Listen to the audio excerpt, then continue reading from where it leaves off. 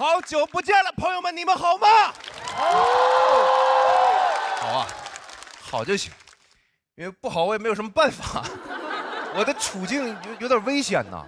你们是没看着上面那集，你们不知道挑战魔王的选手有多么凶狠。上一场的魔王也很丢人呐，庞博、周奇墨，让人新选手打得稀碎呀，碎的都拼不上啊。现在轮到我了，大家祝我岁岁平安吧。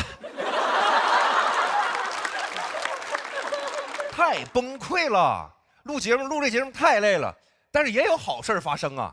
就是前几天我们4个魔王一起飞了一趟香港，见到了周星驰先生，是吧？多开心的事儿，聊得也很开心啊。星爷呢，甚至非常谦虚，他甚至还询问我们说：“哎，就这个脱口秀这种创作，哎，你们平时是怎么写的？”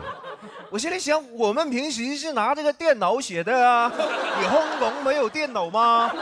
但是人家周奇墨就能讲出东西来。周奇墨就说：“哦，这个脱口秀啊，就是先找到一种这个负面情绪啊，然后再用段子去化解，具体是这样的，就巴拉巴拉的讲了一整套。”然后其他人听了就频频点头啊，只有我眉头紧锁。我心想，就他讲的那些玩意儿，我怎么全都不知道啊？我怎么回事啊？我虽然啥也不知道啊，但我也很想表现一下，我觉得我也很幽默的呀。于是我就等周奇墨全讲完，我就扭头盯着星爷，我说：“你学会了吗？”完了之后，我说完就看着这个被我营造出的这个气场啊，我就看看星爷，我又看看周奇墨，我说他好像找到负面情绪了，你倒是用段子化解呀。没办法，我就这性格，就我特别喜欢当跳梁小丑。这个世界太严肃了，一严肃我就紧张，一紧张我就特别想跳梁。我经常被自己说出的话吓出一身半的冷汗。没错，朋友们，我已经是个中年人了，身体非常虚，什么事儿都做不好，但唯独特别擅长出汗。一身半那是起步价，随随便便就出2身汗，单身汉的日子一去不复返了。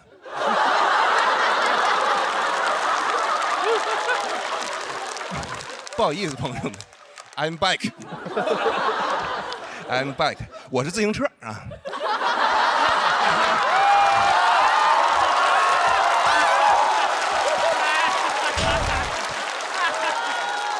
别人到了中年就是油腻，就完事儿了。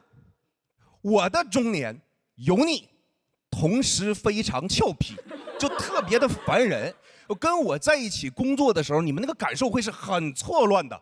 你很难想象一个人刚才还在教育你，给你讲大道理，但是当他洗完手之后，又突然冲到你面前，往你脸上弹水。人家都夸我说王建国做事那真是泾渭分明，人家这个职场霸凌，职场是职场，霸凌是霸凌，毫无关联。就被我弹完的人摸着这一脸的水，哎，都不知道说啥。他说：“你这也不是 PUA 呀，你这是破哇啪呀。”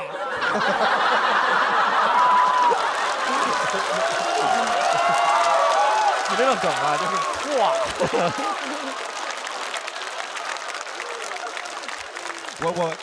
我当不好一个中年人，于是我就会对自己有方方面面各种各样的担忧。我就想，我说将来我要是有了孩子会是怎么样啊？我要是把我的孩子教育成了我这样的人，那可咋整？我都能想象，是吧？老师在台上上课说，已知这个三角形啊，顶角是32度，通过这些条件呀，怎么求出底边的边长？我的孩子就在台底下念念叨叨，是吧？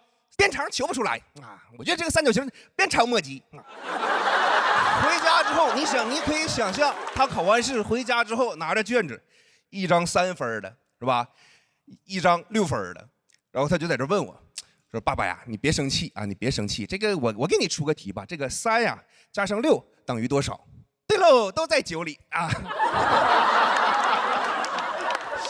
想想就让人上头啊。所以喝酒啊，还是要喝真正纯粮、好喝不贵的老村长酒。老村长不上头。喝酒还是一定要适度啊，一定要适度啊。我想学着当一个很成熟一点的人，但是你要问我这个人类身上啊有什么品格呢？是我就比较欣赏的哈，我还是觉得我最欣赏调皮。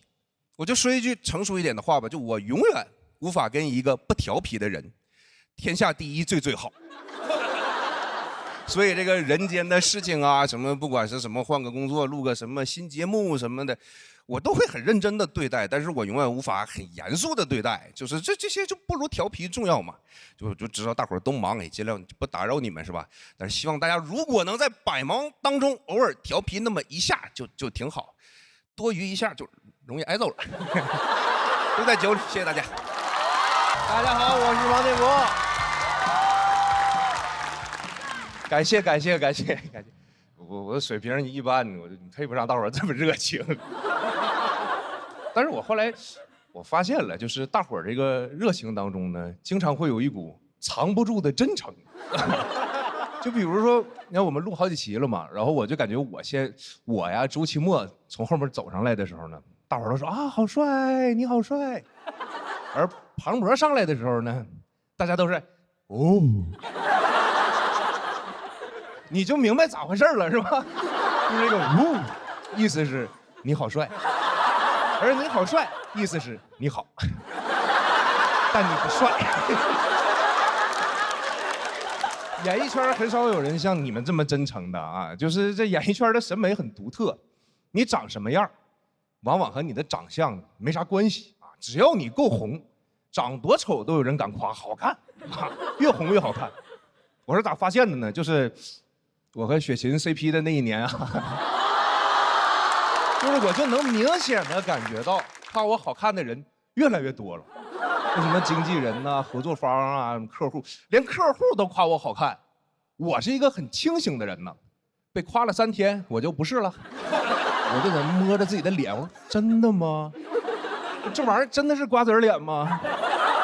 皮肤有那么光滑吗？我说不行，我要迷失了啊！我得赶紧找个明白人问问，是吧？我到底长啥样啊？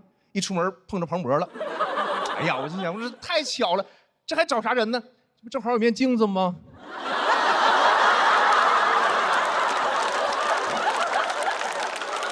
当然，我也没迷糊多久嘛。去年，所有脱口秀演员一下子都难看了起来，到我这儿就尤为明显。我以前只是难看，现在是丑、磕碜、ugly、disgusting。就我长得好看的那段时候呢，就过年啊，就会收到很多拜年的微信。去年过年，手机里那叫一个清静啊！感情事业这个玩意儿呢，就跟网线一样，一旦断了，连个微信都收不着。都说什么演艺圈的人啊，说话就很官方、不真实啊，说内娱没活人。我看我手机里头怎么一个比一个真实呢？啊！我拿手机我想，你说那我算啥呀？啊，那啥人能一个信息都收不着啊？应该不是活人。你说我奶奶都走8年了，我今年想的我还给她发俩呢。而且我一直特别不喜欢这个内娱没活人这句话，因为感觉就是指着我说的。哎，你看这傻子，一个活都没有，嘿，内娱没活人。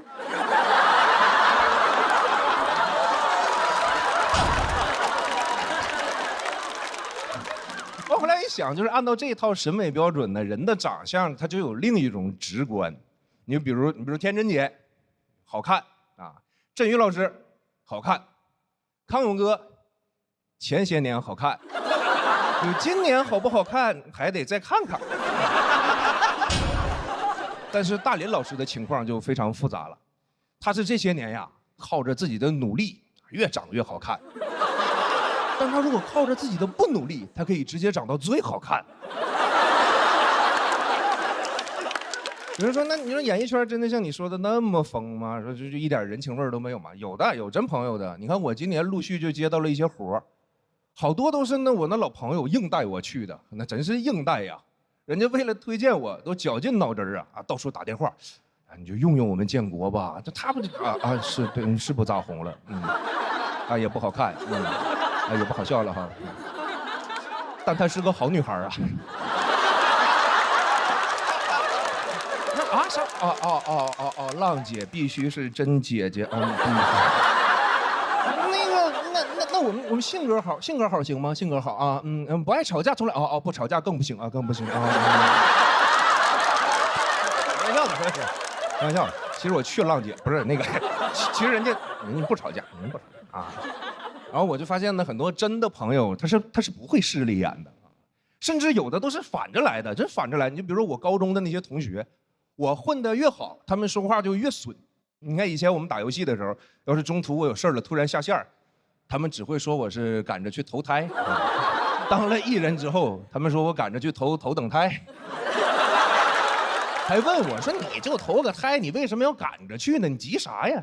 你们艺人投胎没有专用通道吗？”特别烦人，就一起吃饭是吧？聚餐，有时候合影嘛，合影每次合影都一定要把我硬拉到中间，站在那喊我：“来，老肥来，老肥你来，你就站这儿。”哎呀，这就对了嘛，我们老肥厉害呀，在外头辛苦工作了小半辈子，从来没站中间照过相。今儿回家了，体验一把。我说你们有完没完呐？他们说哎呀，老肥不爱听了，老肥不耐烦了，老肥心里不得劲儿了，老肥受伤了。哎，老肥，你说你受的那个伤是不是应该叫中间伤？特别烦，就天天在那膈应我。但是就是这些哥们儿呢，有事儿也是真上，有事儿也是真上。我去年我回家的时候呢，这些人都抢着请我吃饭，抢着带我出去玩，就用各种方式哄我。各司其职，就有的帮忙开车，有的帮我开车门，有的帮我打雨伞，说是让我重温一下当艺人的感觉，说是怕以后啊再也没机会体验了，是吧？差不多讲完了，说这些，一个是给选手们热热场，再有一个我就觉得今年也不一定过年时候咋回事呢，所以正好这不站在舞台上嘛，我就给大家拜个早年吧，谢谢大家，大家过年好。大家好，我是王建国。咋样啊？都挺好的吗？挺好就行，挺好就行。希望我也能挺好啊，因为这是我在本季最后一场单口表演了。我对这场演出重视到什么程度，朋友们？我都没有下载《黑神话：悟空》。哎，就这个游戏也让我明白了什么叫信息茧房。就我以为这事儿这不天下皆知吗？但是有那不打游戏的人，那朋友真没听说过。我就没有玩嘛，我昨天就特别难受，我就在那哭喊，我说：“哎呀，我好想打黑悟空啊！”小鹿听完都急了，说：“王建国，虽然你是总编剧，可以不能这么对待付航吧？”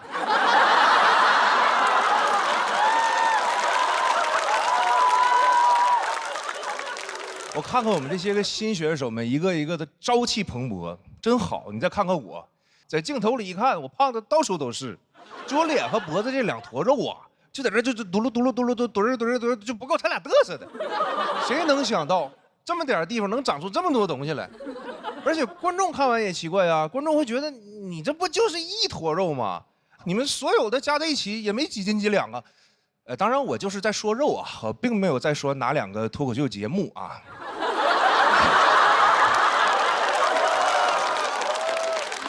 我太胖了，朋友们，我合计我要不就保养一下皮肤吧。我前两天买个面膜我就贴上了，贴完发现贴不全，就是只能盖住中间这一小块啊，感觉就是在脸上打了个补丁。我就想这个面膜这玩意儿的功效到底强不强啊？如果功效过强，你说到最后容易中间水汪汪的，外面留个圈儿，就这形象好适合去代言一个马桶啊，好形象啊。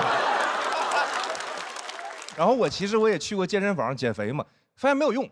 你别看我好像人高马大的，我纯虚胖，我就推那个杠铃，加多小的片儿我都推不起来。那教练也有招，把那杠铃片全拆了，周围人就看到我一个大胖子躺在椅子上，在那疯狂举棍儿，黑神话悟能。我就觉得太丢人了，就赶紧跑吧，是吧？但是我胳膊抖，就练个这破玩意儿，我胳膊还抖，撑不住，坐不起来，最后爬下来的。旁边人还问他说：“你站起来呀，你爬什么呀？”我心想，你还在这说风凉话呢，还我爬什么？吃俺老猪一爬。真的，我感觉我这辈子净丢人现眼了。那天讲开放麦也是，就是连着讲了好几个梗都冷场了。我心想这不行啊，那没人笑哪行？没人笑我得轻松化解呀。想到此处，我就立马掏出手机，我说我给大伙儿拍个合影吧，来茄子。果然所有人都笑了，是吧？谁合影不笑啊？华为 Pura 70系列，超高速风驰闪拍，轻松捕捉每个瞬间，笑的时间再短也能捕捉到。真挺好的，我心理素质就特别差啊，我一般是不敢看 repo 的。我感觉现在这个评论太狠了，主要是啥呢？它能显示 IP， 这个就导致了，就哪怕只有3、5个人骂你，都能骂出一种狼烟四起的感觉，对吧？打开看，哎呀，有河南的朋友不喜欢我，啊，有陕西的朋友不喜欢我，哎，怎么北京的也不喜欢我？就有一种当年崇祯皇帝看奏折的感觉，对吧？打开一看，中原沦陷了。西北也没了，怎么京城都没了？多像是吧？崇祯最后吊死在眉山，骂我的帖子最后也没删。但是我们今天请来了一位狠人啊，他就经常能让骂他的人后悔自己评论没删。这位大哥在网上就挨个跟那 repo 吵架，吵完了呢还给人转发出来继续吵，还强烈推荐人家要好好去精神病院看一看。他就是北京六院民间代言人，宛平南路600号种草博主罗永浩老师。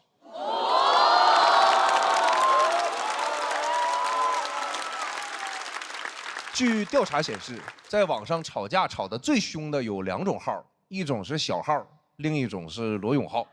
罗老师当年欠了6、7个亿啊，本来可以倒闭，结果他真的还钱啊，上演了这个著名的《甄嬛传》。还了好几个亿，但是最近好像又新欠了6个亿。你说他都这样了，还能乐乐呵呵的？哎，这可能这真就是就艺多不压身吧。3年欠6个亿，朋友们算了一下啊，平均每分钟将近能欠大概是400块钱。这就导致了罗永浩现在跟比尔盖茨的那个故事是一样的啊。说罗永浩有一天在路上走着走着，哎，忽然看到路对面有100块钱，他都懒得去捡，因为这一来一回的捡这100的功夫又倒欠300。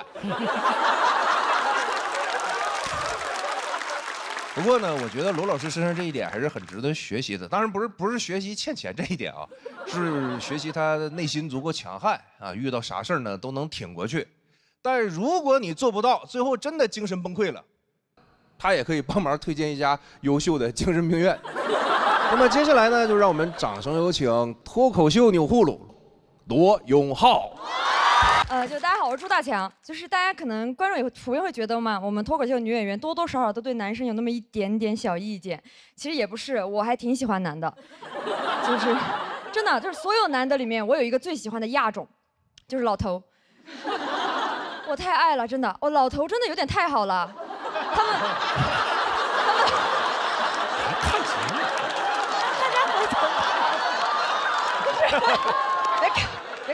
别看老头，就你们有见过公园里面那种撞树老头吗？我爷爷就是，他那个精神状态太好了，高能量老头。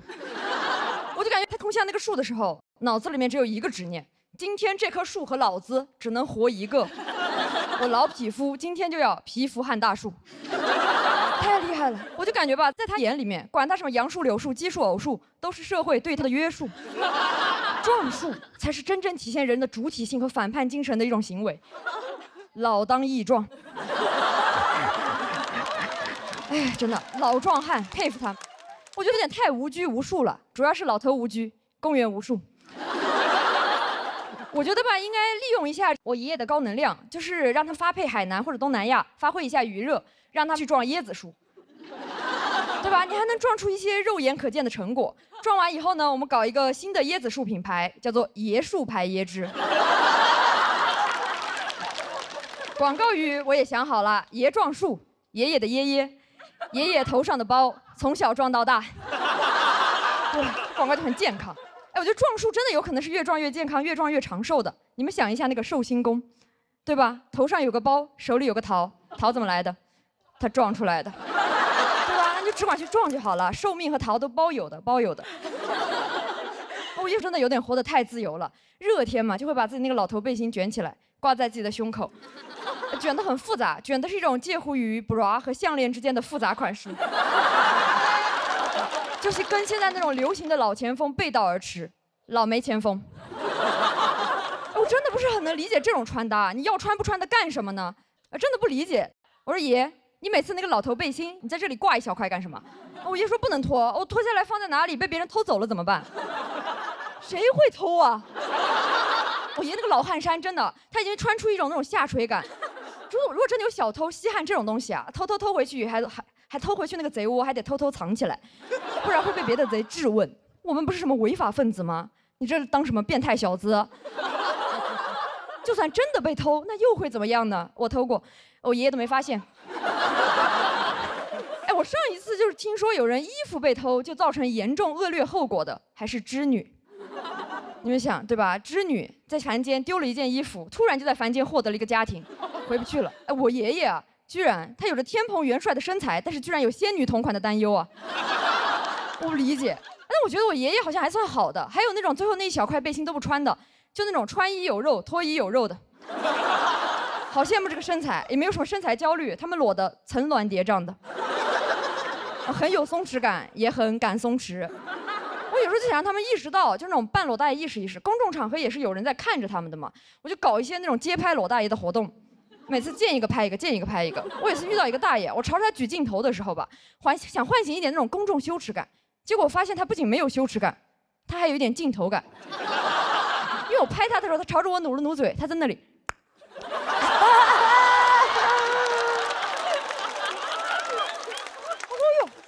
好想的肚皮，好自寒的精神状态呀！我感觉我不如弄一个什么时尚杂志，收录一下这种大肚老男人的自信魅力时刻。杂志的名字我也想好了，叫做《男人不装》，然后再发行一些海外版，叫做《白花花公子》。有点太自由了，就感觉那是什么老头的2个自由点。那个自由点怎么不用那个黑色塑料袋给它包一下子呢？对吧？所以应该包起来的自由点。而且就有时候跟他讲说是多穿一点这种话讲是没有用的，因为他有一种那种超绝钝感力，他完全不内耗。我每次跟他讲什么他听不到，因为他耳朵背，但是嗓门大，耳朵越背嗓门越大，这2者就那种相辅相成，相互促进。我参观过我爷爷跟别人吵架，就他骂别人的时候嗓门超大，别人一骂他，他在那里啊。哎，我就感觉这种钝感力真的太好了，有时候真的会给我一些启发。我2次出门在那着急化妆呢，结果看见我爷爷，我那个摊着个大肚皮在那个小区广场上面晒太阳。我远远一看，我说：“哎呦，海豹，好松弛呀！”我有时候感觉我爷的肚皮真的比我的脸皮厚多了。我有时候觉得他这样子出门都行的话，我什么样不行呢？我就感觉我的素颜焦虑和身材焦虑，有时候直接被我爷爷那个不受规训、不涂防晒的大肚皮治愈了。我爷每天在小区广场晒一块简简单单的那种大肚皮，就把小区广场过得跟那种沙滩一样。我们小区也没有海，有海，海在我爷爷自己头上，一小块地中海。就跟我爷爷那小块背心交相呼应的。哇，我爷爷每天真的在那里光膀子穿围脖，打一个动物 ，QQ 企鹅。特别我爷爷还有卡痰，每天在那，我就知道啊 ，QQ 爷爷上线喽，很可爱。哎，我爷爷真的有时候感觉又像一个海豹，又像一个企鹅的感觉，他就是一种南极动物。所以我现在正式确诊为我爷爷是一个南极仙翁，对吧？每天撞树撞脑袋包，还担心自己衣服被偷，真的，我的神仙爷爷啊，老仙男。活得有点太潇洒了，但我有时候还是希望老仙男能多少还是穿上一点吧，也希望我能拥有一些我爷爷这种老头的松弛感。我现在就致力于做一个那种精神上的老头，我自由不受规训，也充满主体性。我主动去撞生活中的每一棵树，我越撞越死撞。如果有质疑声，我也在那里啊。谢谢大家，我是戴琪。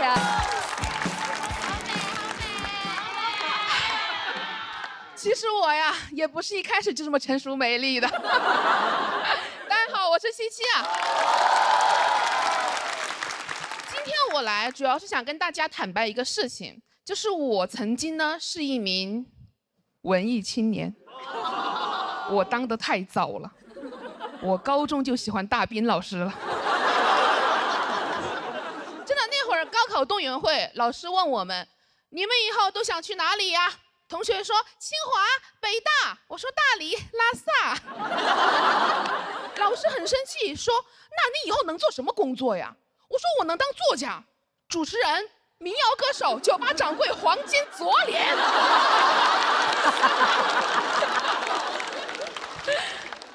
所以我高考结束就马上去了一家青年旅社里面做义工，在浙江一个古镇叫西塘。哎，我在那里生活很荒唐，因为我是那个青旅里面唯一的义工，我以为我去那儿可以净化身心、洗涤灵魂，没有净化身心，只有洗涤灵。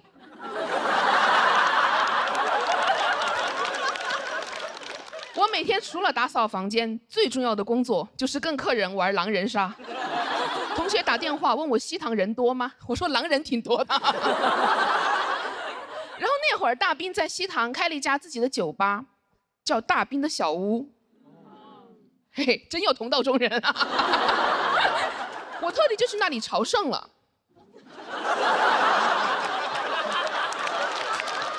哎呀，不要嘲笑我，好吗？好的。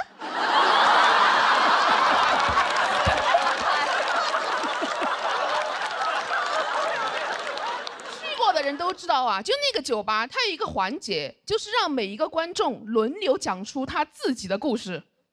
一个大哥站了起来，我之前一个人误入了无人区，走了1天1夜。以为自己要死了，这时候一头牦牛走了过来，亲了亲我的额头。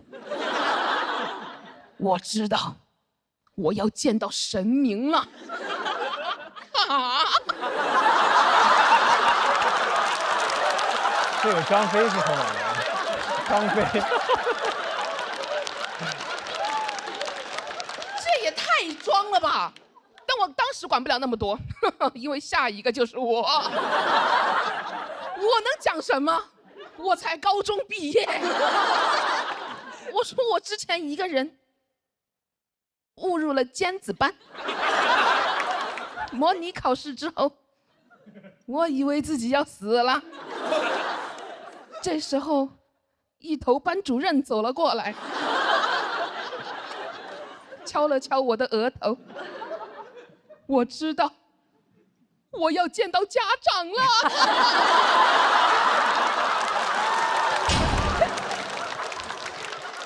我当时在那个青旅里面待了1个月左右，认识了很多来自全国各地的客人，基本上都是背包客、骑行的和大学生，搞得我当时一度以为是我们青旅有规定，不能接待有钱人。我在那认识了很多人，没有一个正常人。他们都在朋友圈里卖佛珠，最近开始卖盲盒，买了1个，打开是佛珠。当时有一个光头哥啊，在我们青年旅社里面常住，他头上没毛，但他脸上全是毛，他留络腮胡，我当时乍一看，以为他头长反了。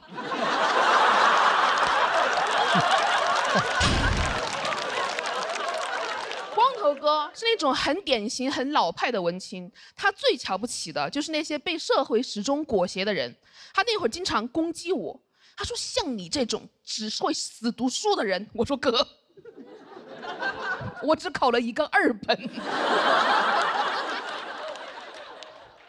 他说：“你以后只会过那种最无聊的生活，你只会找工作、等升职、坐公务舱、住希尔顿。”我应当珍惜这份祝福。光头哥又说：“他说你要记住，你是为自己而活的，人生没有什么目的地是一定要抵达的。”我说：“我还没去过拉萨。”他说：“那你是白活了。”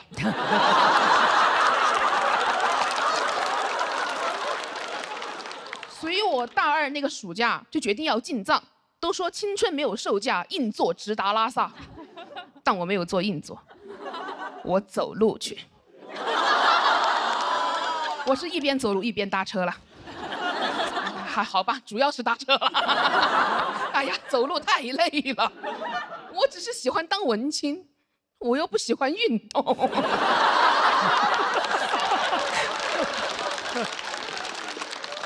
我当时年纪小啊，特别期待在路上碰到的人都是大兵书里面那种人，所以我一上车迫不及待问司机，我说：“你为什么想去西藏？你是流浪歌手，还是地下诗人？”司机说：“我放年假。”我说那你逃离原生家庭，他说没有。我说那你感情受挫，他说没有。我说那你肯定有抑郁症，他说不想做就滚下去。我的小嘴巴就闭了起来。我意识到这个车里啊是禁止文艺的，这不是一辆文艺之车，这是一辆汽车。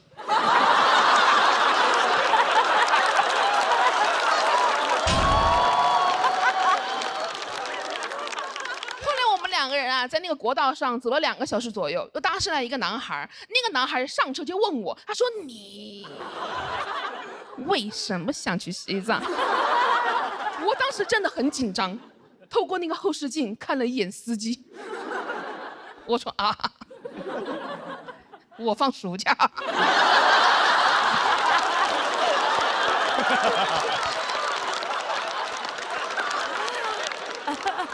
那个男孩说：“我之所以想去西藏，他离滚下去不远了。我之所以想去西藏，是因为我之前一个人误入了无人区，走了1天1夜。”我说：“哎，好耳熟啊！”我还没说话，司机也坐不住了。司机说：“这个开头听了7、8遍，这无人区怎么人山人海的呀？”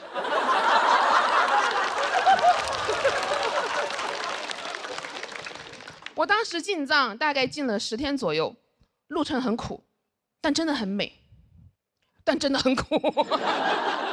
我现在已经完全过不了那样的生活了，我还是很想再去西藏的，但我要公务舱进藏，我要风光大藏。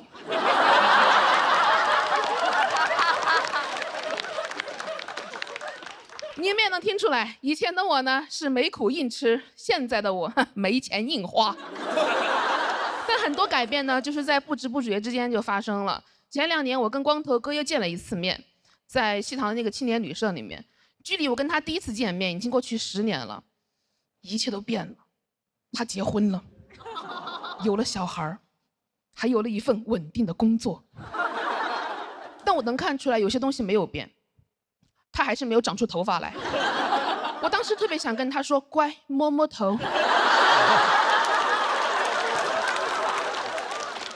那天晚上，我跟他在青旅里面聊天，聊得很晚。光头哥说要走，我说你要去哪里啊？他说：“哦，单位给我在附近订了希尔顿。”我当时看着他离开的背影，没有忍住开口问他：“你不是说人生没有目的地一定要抵达吗？”他没说话，但他的手机发出声音：“您的专车已经抵达上车点。”谢谢你们。Hello， 大家好，我是徐翔宇。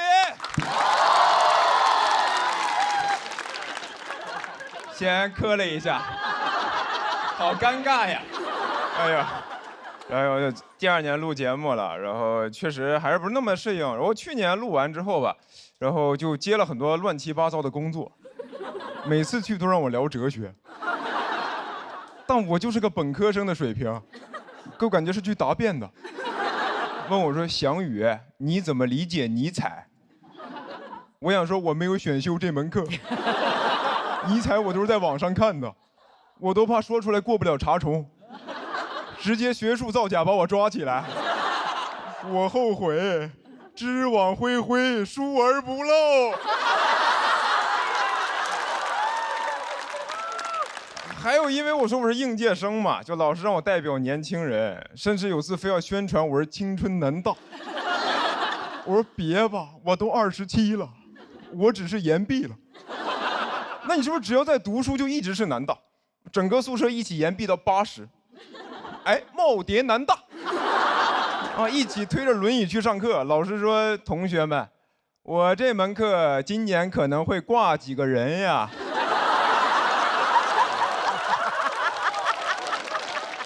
我之前还去录过一个节目，主题就让我聊这个青年与中年，然后跟我对谈那个嘉宾是一个中年文艺老登，不是马老师啊，是我，那个人才是真的奇葩，我跟你说。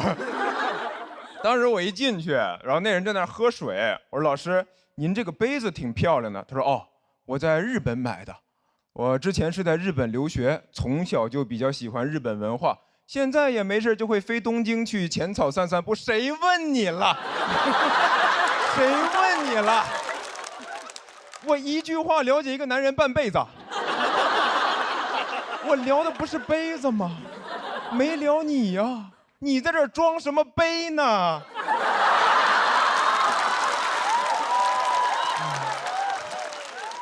后来又聊到那种什么中年爹味儿的话题，他就又来了。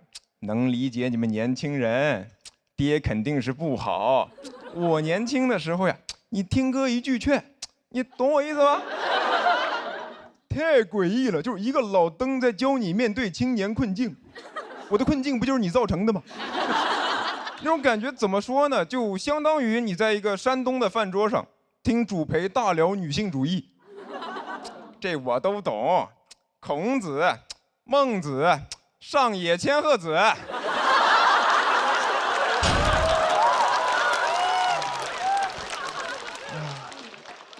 然后我最难理解的一类工作吧，就是让我给建议，说给应届生建议，给年轻人建议，甚至给职场人建议。我一个刚毕业的本科生，天天到处给人建议，我成专家了。妈咋的？本生专呀！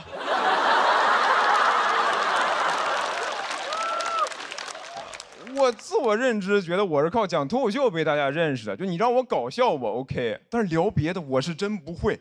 哎，我是真的很难理解，为什么现在人在一个领域取得成就，你就可以掺和其他领域。你像现在很多人火了之后就会出书。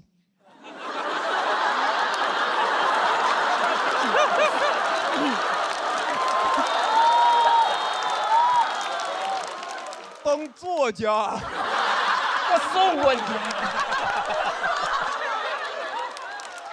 哎，以前出书很难的，你想想司马迁，你现在把《史记》和那种明星畅销书摆在同一个书店，司马迁看到什么反应？说啊，这样就可以吗？我受宫刑忍辱偷生值得吗？还迈不过这个人间不值得啊！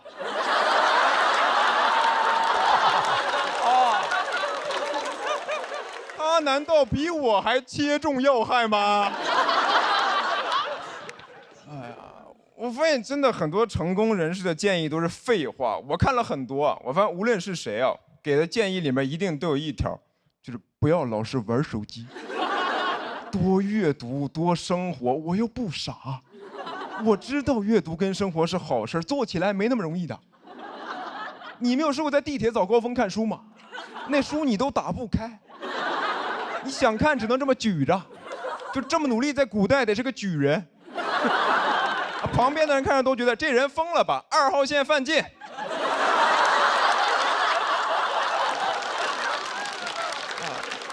然后我真的也被人问过，说翔宇，你在人生的低谷会反复看的书是什么？我看的是《斗罗大陆》和《斗破苍穹》。就是那些崇高的思想、细腻的情感，你是要花精力去品的。你说你累一天，晚上回家瘫在床上，就不想看那种文学大部头，费脑子，砸脑袋贼疼。我看什么《平凡的世界》，我白天过了。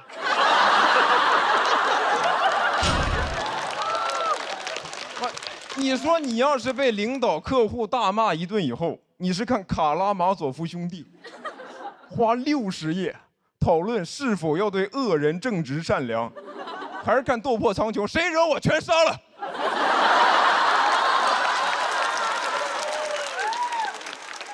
你看现在大家都喜欢看这个短剧、爽文，那不还是因为现实生活很多问题解决不了吗？这你要真过成爽文，谁还看爽文？我就不信马云会看爽文。啊，一觉醒来我是千万富翁。马云说我破产了。哎呦，这种苦难文学，在这消费痛苦，不看，太压抑了，还是过我平凡的生活吧。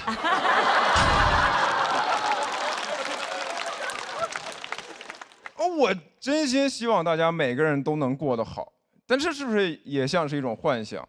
所以我就不想给建议，我想拍个短剧。一觉醒来，我们每天都有时间阅读和生活。谢谢你们，我是于小雨。Hello， 大家好，我是刘洋。哎呀，算是重回到这个舞台了。就是大家也知道，去年参加了2个很优秀的节目，取得了一些略微的小成绩啊，甚至还出了一本书啊。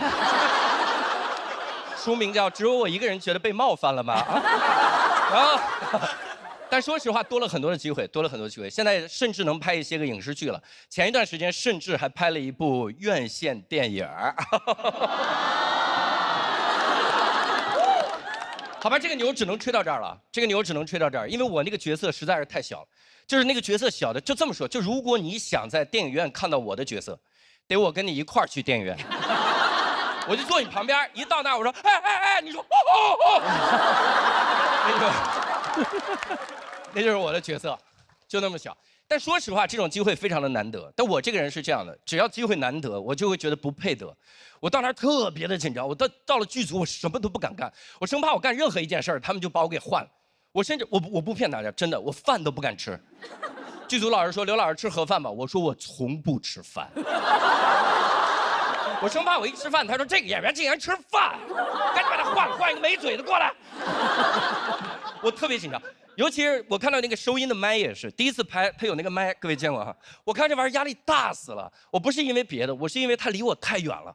我在想，这个麦离我那么远，我如果台词没收到，他觉得是我演员的问题，把我换了怎么办？所以我想的是，我要在拍的时候尽量离他近一点。我就一说话就是你这是要干什么？你。然后他说：“你这是要干什么？”突然想亲我这个人。但是有的时候最紧张的是，他有的时候他这个麦要贴在你的皮肤上，他直接贴在皮肤上，这个真的压力太大。因为我这个人特别能出汗，就这个麦根本就贴不住，我太能出汗。当然这不怪我，这怪我的基因，因为我姓刘嘛，姓刘的当皇上的时代是汉朝。什么东西？又汗又潮。我这个麦只要贴在我身上，滋儿就掉到我肚脐眼，一贴滋儿就掉到我肚脐眼，感觉是那个麦说行了，嘴说的也差不多了啊，我们听听肚脐眼怎么想。然后每次都掉，我说我是怎么发现的？是那个导演拍了几条跑过来跟我说，他说刘老师，表演特别好，表情动作都很到位，但是如果您对我们的台词有意见，能不能说出来咱们商量？不要直接删掉。我说我有病吗？我一共3句台词，我删1句的意义是什么？我比较喜欢偶数嘛我。然后我说，他说你看看回放，我一看回放，我的天啊，各位，我何止是删掉，我还怪叫啊。那个麦就往下的时候，我这个声音就越来越拖，逐渐消失，然后一阵沉默之后，就是一个喉咙里的怒音。就在那，因为我的麦在掉，我一说话就是你今天怎么看见我？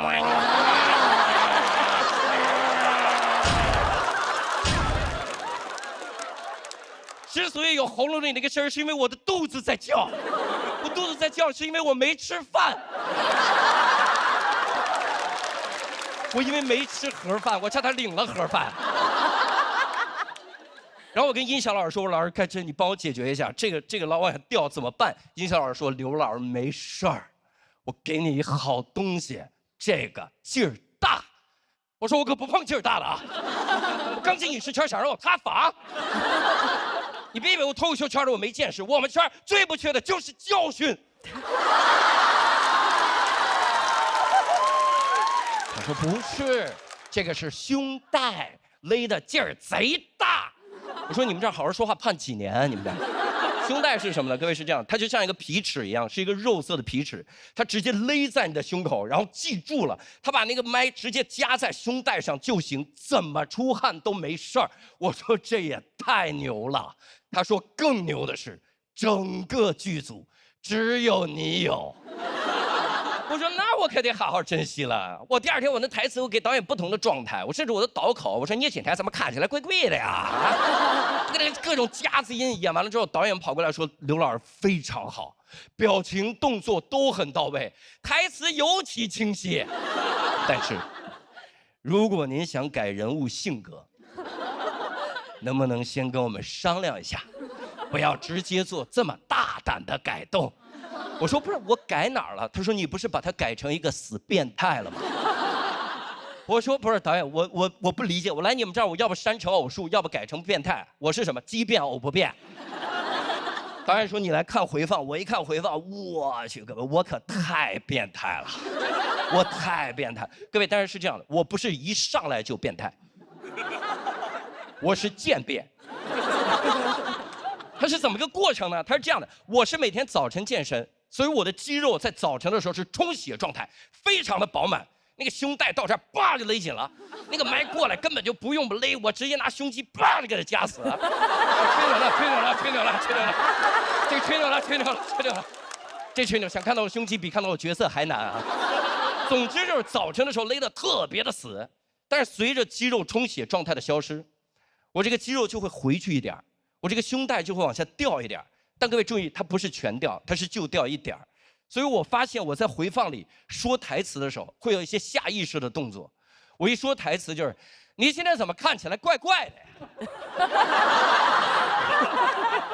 是我哪里看起来不一样了吗？怎么不敢直视我呀？”我说这也太难直视了，这个。然后关键我也没法跟大家澄清，因为整个剧组只有我有。我总不能开之前说，各位开工之前我说两句啊，这个是麦克，别人只会说我刘老师管他胸罩叫麦克，不光穿那女士内衣，还给内衣起名字，还起了个男人的名字，麦克，好歹叫米歇尔吧。小海都只穿8小时，他一直带着。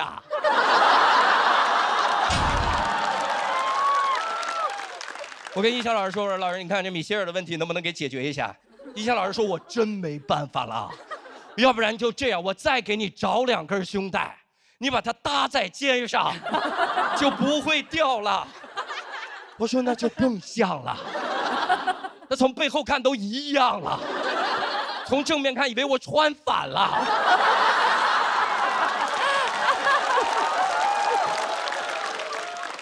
我不行就买一个穿吧，我就，里面至少还有海绵把我汗吸干净了。哇哦！庆幸的是，各位，庆幸的是，最后我的角色没有被换掉，哇！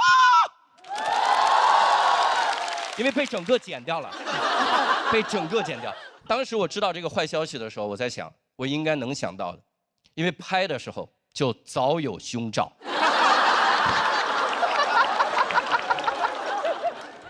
当时，但也不能告诉各位哪个电影啊，也无所谓了，剪完了，大家也不知道是哪个电影。反正我现在一支荔枝就哭。